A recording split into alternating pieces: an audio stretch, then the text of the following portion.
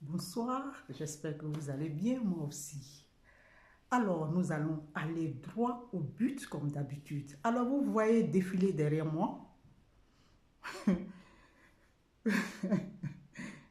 Ça me fait rire moi-même.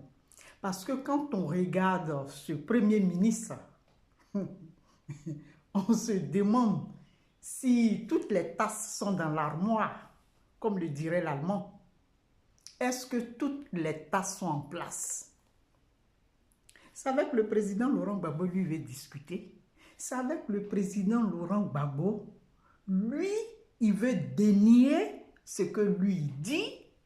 C'est avec le président Laurent Gbagbo, il va se prendre le manteau de Jésus-Christ de Nazareth, notre Seigneur, qui nous pardonnait nos péchés à la croix, parce que nous ne savions pas ce que nous faisions. Et lui, il va prendre ce manteau du Seigneur pur qu'il est dans sa personne et dire au président Laurent Gbagbo, pardonne-lui, il ne sait pas ce qu'il fait. Ah, monsieur Begremambé, je voudrais vous rafraîchir la mémoire.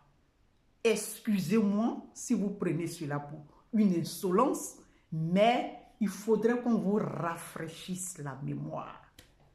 L'histoire des Ivoiriens et des Ivoiriennes que nous sommes est toute récente. Et elle sait du début jusqu'à la fin ce qu'elle comporte comme faits et gestes des uns et des autres. La rébellion, vous étiez un maillon, vous l'êtes encore jusqu'aujourd'hui, jusqu'à en devenir le Premier ministre. Donc, ressourcez-vous, monsieur Begremambé, monsieur le Premier ministre des joies et des souffrances. Quelle joie! Préparez-vous à la joie dans un calcul cartésien, en train de s'adresser au peuple ivoirien qui meurt de faim, qui est dans une souffrance inouïe.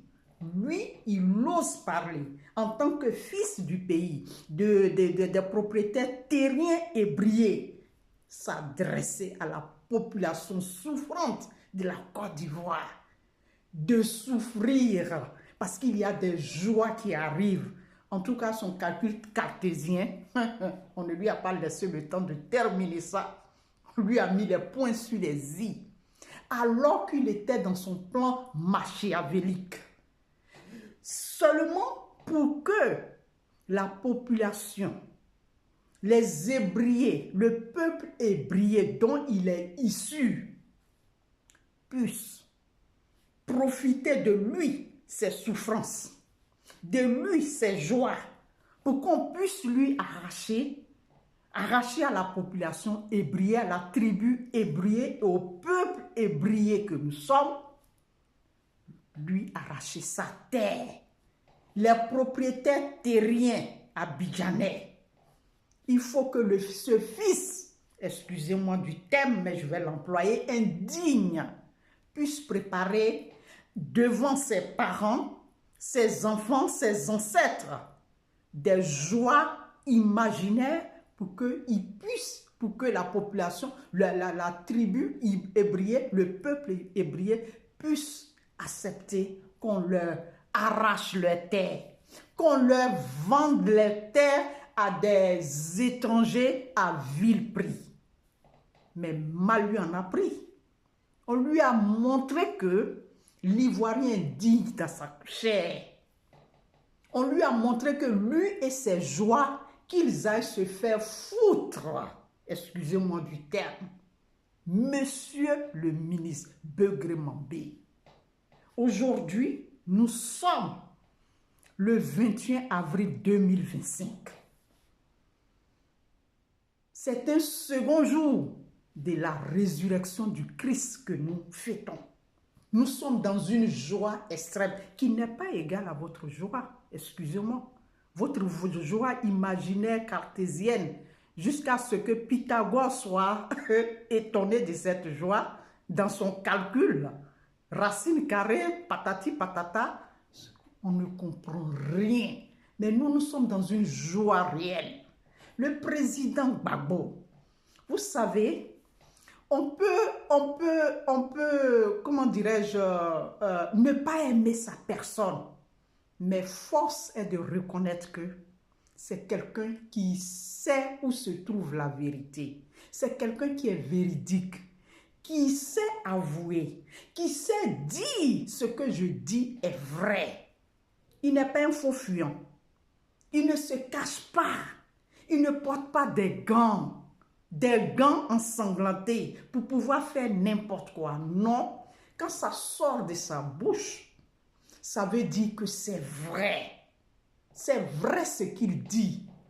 Il n'a rien soufflé à Jeune Afrique qui a fait cet article sur vous. Vous venez prendre un manteau de Jésus-Christ de Nazareth parce que nous sommes pendant cette résurrection de notre Christ qui est différent de vous parce que vous êtes un être humain. Il y a tous les adjectifs qui vous accompagnent. La malhonnêteté est en première place. Excusez-moi du terme. Alors, vous allez dire que pardonnez-lui parce qu'il ne sait pas ce qu'il dit. Ah, voilà la vérité, ça défile derrière moi ici. Jeune Afrique a dit ce que le président Laurent Gbagbo a dit là. Jeune Afrique n'est pas passé en son temps par 1001 manières pour pouvoir cacher la vérité que vous ne voulez pas que les gens sachent. Et vous étiez dans la fraude la plus catastrophique. Et il vous a viré. Alors vous allez dire, pardonnez-lui. C'est lui le président Gbagbo dans son honnêteté. C'est lui qui doit vous dire, pardonnez à Beugre Mambé, le ministre Beugre Mambé de l'autre, le premier ministre, le ministre des joies et des souffrances du peuple ivoirien et du peuple briachan. C'est lui qui doit vous dire, pardonnez-lui. Il ne sait pas ce qu'il fait. Puisque les faits sont têtus. Les faits sont têtus. Et ça défile derrière moi. Ce n'est pas le président Gbagbo qui allait écrire là-bas dans Jeune Afrique. Ou bien, pourquoi vous voulez toujours nier vos faits? Vous venez avec des pattes blanches. Non! Vous avez des sabots noirs. Vous avez des mains noires. Des mains dans des gants noirs. Donc, celui qui est honnête, il est à l'aise devant vous. Parce que ce que vous avez fait comme fraude, elle est tellement flagrante que ça ne pouvait pas passer inaperçu. Et ça fait partie de notre histoire. Arrêtez de vous faire souffrir, monsieur Beugre Mambé. Demandez plutôt votre pardon devant l'Éternel, notre Dieu. Nous étions dans cette période de retraite, de jeûne, de pénitence, de pardon, de réconciliation, de prière, de confession. Si vous êtes évangélique, j'espère que là-bas aussi on se confesse ou non on ne se confesse pas, je ne sais pas trop. Mais chez nous les catholiques, c'est pendant ces 40 jours qu'on se confesse. Alors vous ne pouvez pas prendre le manteau de Jésus-Christ de Nazareth pour dire au président Laurent Gbagbo qui incarne la vérité, l'honnêteté, le travail. Vous allez lui dire, pardonnez-lui ce qu'il fait. C'est à vous de le faire. Ce n'est pas à vous de le faire plutôt. C'est au président Gbagbo. Il incombe dans cette position de véridique, d'homme de valeur, d'homme digne, d'homme honnête, de vous dire, pardonnez-lui, parce qu'il ne sait pas ce qu'il fait et ce qu'il dit, puisque tout cela est ancré dans la fraude à haute échelle. Apprenez cela à votre dépens. Et vos joies et vos souffrances, allez-y vous faire voir ailleurs. Le peuple ivoirien en a marre de vous et de tous ceux qui vous entourent. Nous aimons les hommes vrais et c'est Laurent Gbagbo, on connaît. On ne connaît pas de Beugre Mambé qui est dans la fraude. Merci. Mettez cela en pratique.